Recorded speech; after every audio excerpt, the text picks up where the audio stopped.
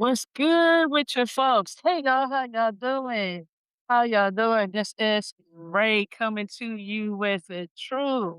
This is I Need on My podcast where I will be discussing mental health struggles I've battled with just like you. Let's talk about it. It's a tagline I use. It's to say enough is enough. Give me my damn mic. I'm tired of the trauma and struggles I'm going through. So, hi, folks out here on YouTube Live as well too. If you are hearing me, let's test this out. Hopefully, y'all are hearing me. If not, then don't worry about it. We got the camcorder to definitely bless us. So, if you're seeing this, hi, I have a beautiful guest here, and we are doing a podcast interview. So today's interview is titled "Mental Health Behind the Scenes." So, guest, if you can, please introduce yourself. You can, of course, you are more than welcome to just discussing who you are. Yeah, so I'm Dr. Vanessa Perocier. I'm a licensed marriage and family therapist in the Bay Area, Bay Area, Solano County area, and I specialize in relationships, and that's all. So the purpose of this interview is to not only highlight mental health, because as we know, we all struggle every day. We all struggle every day, and we know that mental health don't care who we are, what we look like, what we dress like, who we celebrate, what our religion is. Mental health don't care. And I have a close friend who is a doctor. Now, y'all know on your be goofy, but we got a doctor, a professional doctor. Come on now, a doctor to help us more with our mental health struggles. So I also wanted to so the theme of this interview will be the tree of mental health. And the reason why I wanted to do the reason why I wanted to do this interview is because you have a workshop. And with your workshop, it's free this month. It's free all this month. And guess what? We're gonna highlight it. We're gonna highlight it throughout this whole interview. So ain't done yet. Ain't done yet. So I'm saying it once. Free this month. Free this month. So yeah, so I wanted to not only celebrate you and to come together and discuss something that a lot of people either are still too afraid to speak on, or a lot of people it's like, well, hey, I'm doing the work. Where can I get some services that can help me maintain or stabilize the work that I'm doing? And so to know that you have not a writing workshop, I'm sorry, a workshop. I'm like, cool. I want to highlight my friend. I want to give, I want to give your platform the shine that it deserves. Because we all are in this together. We all struggle together. We all know what it's like to have emotional dilemmas together, and we all know what it's like to ask, "Where's the help? Right? Where is the extra help that I can get? I can rely on. I can count on. I can go to, and it's free. Free this month. This month. This month. So, so let's get into this podcast. Let's get into it. So the first question, um, what is your professional field? Yeah. So my professional field is marriage and family therapy, and it is one of the mental health professions. You have social work, there's psychology. It's a sub-discipline of those mental health fields. And so marriage and family therapy is a bit misleading in that we don't only talk about marriage and couples and families, we talk about systems and how people interact with the systems in their life. So whether that is within their home system, their work system, their school system, the justice system, um, it just Yes. all of the systems that they come across. And so we focus on that when we see and speak with people. So that's just in a nutshell what I feel. Yes. No, and that is definitely something that I love the fact that you're doing it.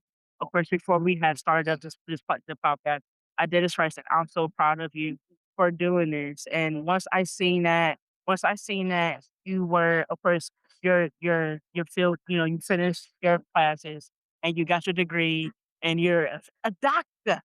Adopted, right. And to know that you're a friend of mine's and we go way back. We go way back. So I graduated high school before Dr. Vanessa. And since and after high school, we had actually connected back in college. And just from then, it was like we always clicked.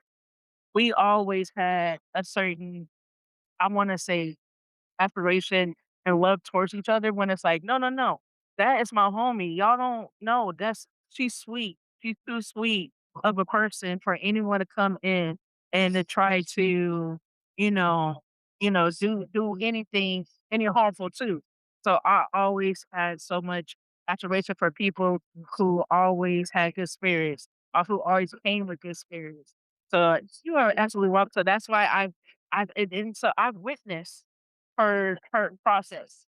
I witnessed her process, just me and her being friends through Facebook and just knowing that she was working and working through the things that was hard for a lot of people to get through. But to know you're a doctor and you're doing this field, it's like, yes, somebody who I know who is saying no. I want to do that. I want to have a degree in that. Because this really is really just like what you just said. Everybody's still afraid of how to work on themselves. Everyone is still afraid of acknowledging their flaws and their faults and to give it more of a name and to claim it and to reverse it from it being negative to it being positive. So you can always switch the negative into a positive. And it's proving that you could do that with the right amount of help. Right amount of help. So the second question, what was your main focus after receiving your professional degree? Mm.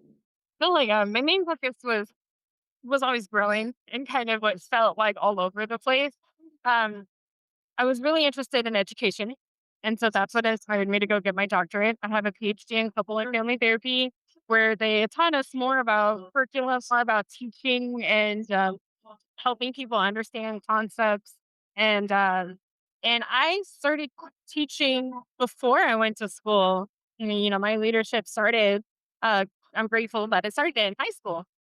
Uh, but I knew that I wanted to teach in the field. I wanted to do more than just therapy. Yes. And there's room for that. And I took advantage. And you don't have to go get a doctorate to teach, but it's a great way to learn extra professional refinements from a skill set to apply not only in the field itself, but the people who consume the information. And that these days come in so many different outlets, such as a podcast as well. Yeah, uh, uh, no, it's good. No, it's good, and I'm glad that you really drawn onto family because it's like, okay, yeah. At one point in time, growing up, I was, I mentioned this to you. I was in the foster care system, and to know back then that there could have been some help that was offered, but to turn to the person, I know that was hard. So to know that you're a person that people can turn to say, "Hey, there are help out here for me and my family as a whole." Yeah. Especially when people want to really focus on their family, help, whether it's mental, emotional, physical, spiritual. It's like a lot of families want to focus on those qualities within one each other and you're doing this, like, no, that's good. That's really good. So, third question, um, please introduce your workshop and give a background story behind it. Yes. So I started off doing workshops in the church. And it's once my relatives found out that I had a degree, and this was back when I had a master's degree only, they were like, come to the church and give us these presentations. Yes. And they were about 10 minutes, sometimes 15 minutes on various things. And in the beginning, it was just about mental health. What is mental health? What is mental illness? Which mental health is something everyone has. Yeah. Sometimes it's phrased, or a lot of times it's phrased in the negative of, oh, I'm having mental health problems.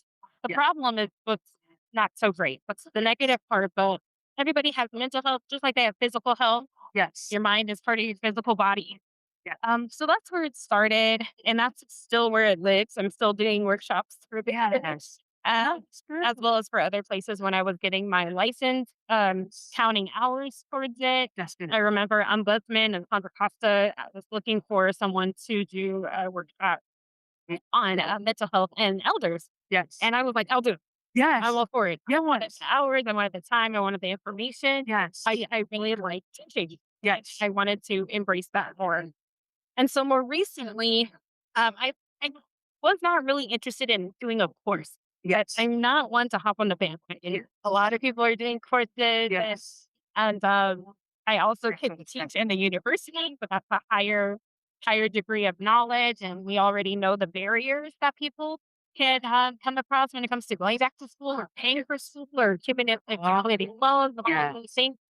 And so I decided, okay, well, I do like workshops, and there's something special about workshops that make them different from a course. And so I decided to do that. And there's more freedom. It's a little more interactive. Yes. My courses are self-paced because I wanted something that was hands off for the person. We all have different ways of learning. Some people might prefer in person or my live sessions, but I did want something that someone could easily pull out of their back pocket Yeah. at any time. Yes. Um, No, to accept it to access the information. So I started creating workshops. no, and that is definitely something that I appreciate you for really doing, 'cause it's not easy doing a workshop. I had a writing workshop some years ago, and I had to leave it alone due to the lack of support, and I was like, the energy, I wanted to put the energy more towards the writing, and so I was like, "I can do this at home." But to do the workshop, I'm glad that you have a space to do it at. I'm glad that you are receiving the support to continue it on, and it's free. Free. It's money. It's fun. It's free. It's great. So But I do have another plug. yes. So the workshop that I'm doing right now that's free is called Everyday Active Listening. However, that one will be a paid workshop after this month, but I Yeah. do have another one that people will be able to take on stress management Yes. that does not have a timeline Okay, as of cool. right now. So I will be putting all of this information in the episode description. And I mean, all the information I will be putting in the episode description because like I said, I want other people to know about it. I want other people to come and to see what's going on and to say, hey, if I can't make it free this month, then yes, there are other things that I can go to. So y'all make sure after this, I'll put in her information in the episode description, and I'm hoping that y'all will click on it all, on everything. So the next question, will your workshop also include some practices that are relatable? Yeah. So the workshops themselves are on various relatable topics. Like so I said, stress management. I think that there's been an increase in stress over the years, especially looking at your political makeup. Um, and then everyday active listening that can be relatable depending on your circumstances. I have a workshop um, on sibling rivalry and adulthood. So we might Yeah. yeah. Yes. Or we might think of kids, but I think when you're an adult, you still have your siblings if they're around, Yes. and Oh and yeah. but there's times where you might not agree with each other. So that is one. I also have hard conversations, handling hard conversations, which is a big The one for true hard people. facts. A big one for people. The true You hard can't tell me facts. you don't relate with somebody, you know? The true hard facts. Another one is social media and youth. Yes. It's huge, and social media is not just a hardship with youth, but also adulthood, with adults as well. Yeah, that also plays a part too. Yes. That's So, huge part. um, that's another one that I wanted to spread awareness of, and they include exercises. Okay. All of my workshops have little mini lectures where I go into teaching people more about how to navigate those kinds of situations, uh, learning more about the situation. Yes. For example, social media, it can be addictive, just like a substance or gambling. And so, so talk more about that and talk more about how to pull away, how to move closer, things like that. So I think that they are relatable. They're Yes. also $30, and so I think that that is truly acceptable. No, it's no, that is definitely all very much relatable. If that's something that I know I would definitely relate to as well too. To definitely figure out how to separate the person who you're performing versus the person who you are Mm, privately. yeah, And it's hard mentally, and hey, I'm admitting something. I'm admitting something. It's hard when you have to figure out, okay, I gotta be like this person mentally. I gotta be like this person emotionally. I gotta separate myself mentally from this person. I gotta separate myself from this person emotionally. And it's like, can I just get, can I be celebrated together? Can everything about me just be celebrated? And sometimes the answer is blankly a no. And it sometimes depends on the people who you're connecting yourself to, who also are not making things easier for you to continue on, or for you to feel like, okay, I'm not trying to keep myself today. It's like we all go through those mental struggles when it's like, gotta figure out who we are. And it's like, I want to know who I truly am without without me taking away certain qualities of me that I actually want to be acknowledged. I want it to be celebrated. I want people to know that there's someone who is in tune with their emotional self and who is willing to say, I'm so in tune with myself. I want to put myself into you or into the kids or into a group of people to say, hey, I know it's possible. And I want you to know how much of it is possible. That's why, like, doing this, doing the podcast, doing the interviews, doing my platform in general, this is my way of saying it's possible. Yeah. It's hard. It is hard. Yeah. I'm not gonna never say it's not hard, but I strive under pressure. I strive under what people may think is hard. I completely admit there's some things that's hard. I make it look easy. And I do, and I'm not trying to boast, of course, about being for real. Like I look back at myself, I'm like, I do make this shit look easy, but people don't know. Huh, this is hard. This is hard. So as I was telling Vanessa earlier, doctor, I should say doctor earlier. I physically prepared myself for doing podcast interviews, for doing performances. And when I'm not physically prepared, it's like my mind is saying, "Hey, we ain't together," you know. And so when that happens, you do have to take a step back on various things on TikTok, on Instagram, Facebook sometimes on various other platforms, you had to take a break, step back and say, "Hey, let me reset. Here, I need a reset, and I need to figure out how to reset and how to manage that reset, or how to keep that reset being consistent." It's easy to say things, but it's harder to be consistent into those things. So when you're consistently focusing on yourself and you're focusing on just what you want to do to improve your mental health, all of that all of that is worth it at the end. Oh my gosh, like, I have just experienced my own personal journey, and this is not receiving, I mean, of course, I have a therapist, but not receiving any other outside help. It's like, okay, yeah, it's hard, and I want someone to lean on. I want someone who I can say, "Hey, I'm tired." "Alright, well, you can lean up on me." And it's like sometimes we gotta think about we always can't lean up on people. So we sometimes do have to make sure our back is situated. We got to do our research. See how available to you. Yes. Yes. But to know that this workshop is doing so many of the obstacles of life, the obstacles of self, the obstacles of individual self. Yeah. It's like, yo, it's free. It's free this month, and it's free. And so, but knowing that you are doing it, knowing that you have achieved it, and you are achieving more, you are you are in very much in progress, are in process, and it's like, okay, no, you are in progress, and the process is about to. You just gotta trust it. Yeah. Just gotta That's trust right. it. Just gotta trust it. So last question of this interview. Oh my gosh, I can't believe we're just about finishing. Oh my gosh. So, uh, we get to cut up a little bit. Oh, here we get to cut up. Well, hype yourself up. Please let people know about your business page and where to find it. Yeah. So my website is perocierphd.com. Perocier, PEROCIERPHD.com. And you'll see like a little fork where you get to choose which direction you want to go to. You're going to hit the educational workshops. And right there, you're going to find all of my workshops. I have some that are coming up in the next couple of months, and you can buy them and go see them. And when they're out, you will know. Or you can wait until they come out on whichever one you're comfortable with. I'm happy to give you access.